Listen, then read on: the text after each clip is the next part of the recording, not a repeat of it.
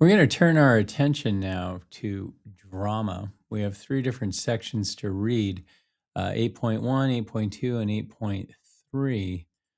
Uh, we have to approach drama a little bit, well, completely different than short stories or poems, obviously, although they still have a plot, and sometimes poetry can even be utilized within drama. It is still completely unique and requires different framework of expectation as we come in to how we read and how we interpret it.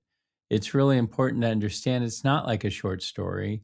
If you read it like a short story, you may miss some elements of it. It's really about what is being said, what is being shown, and what is being done. Oftentimes, what is not being said or what is being ignored. It's important to understand that drama is scripted. It's not just a story, it's something that's being staged. It's unique in that sense. One of the big differences between drama and, say, short story or fiction would be that you don't get inside a character's head. We don't have internal dialogue, we don't have an omniscient narrator telling us what somebody's thinking or feeling. We have to look at what they do or what they say or how they're shown or depicted. Um, Occasionally, you may have a soliloquy where a character comes out and speaks directly, breaking that fourth wall, and discusses something with the audience. Hey, this is what's going on. But outside of that, you're really left on the outside looking into the performance and looking at the stage direction, looking at the dialogue, looking at the tone, looking at the setting, and often having to make inferences in regards to what's actually being meant in that sense.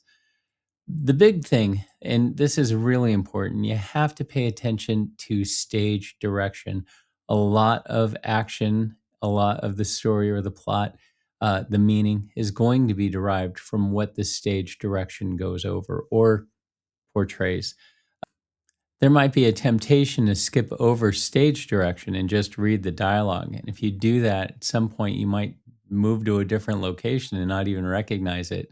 You have to read the stage direction. If you don't, then you're not really reading the play and you're going to miss out on, you potentially miss out on some aspects.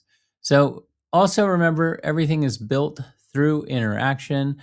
It's all, going to have to be interpreted by you as you infer the meaning. At some point as you're reading it, it's almost as if you yourself become the director and are looking at this. So 8.1, we get a little bit about what is drama, just some brief um, historical aspects of it. Important to understand it's not just a Western tradition. It's not just something that the Western societies do. 8.2, elements of the drama. We get into looking at the plot. We have the tragic plot, which has the five-stage structure. Um, get into setting and character, dialogue, just audience, how to read drama overall. And then reading and responding to drama.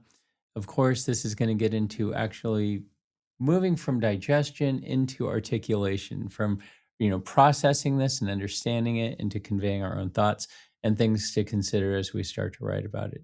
It does give one helpful tip in regards to how to read through it, because it is a series of dialogues. Oftentimes, it'll help you understand or process things a little bit better if you can recite them out loud. I know sometimes with like the Middle English, as an example here, that this may be the only way I can actually understand what's going on because it's archaic. When that April with its shores suit, the drought of March hath pierced to the root.